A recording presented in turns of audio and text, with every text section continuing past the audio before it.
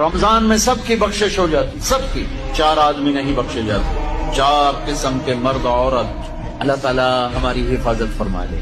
کسی بھائی میں یہ عیب ہے، ابھی سن کے توبہ کر لینا۔ مستقل شراب پینے والا، رمضان میں بخشش۔ ماں باپ کا نافرمان، ماں باپ کا نافرمان کے لیے تو میرے نبی نے کہا کہ اللہ ہر گناہ کی سزا موت کے بعد دے گا۔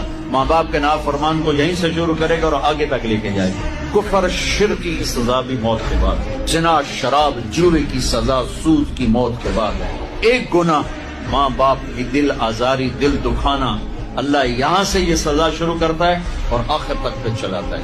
میرے نبی سے پوچھا گیا یا رسول اللہ قیامت کب آئے گی؟ آپ نے کہا اللہ کو پتہ ہے۔ تو کوئی نشانی بتائیں کہ جب ماؤں کو ذلیل کیا جائے گا قیامت آئے گی۔ تیسرا کون ہے؟ رشتہ داروں سے لڑنے والا، قریبی رشتوں سے لڑنے والا اور تعلق توڑنے والا، اس کی بخشش۔ چوتھا کون ہے؟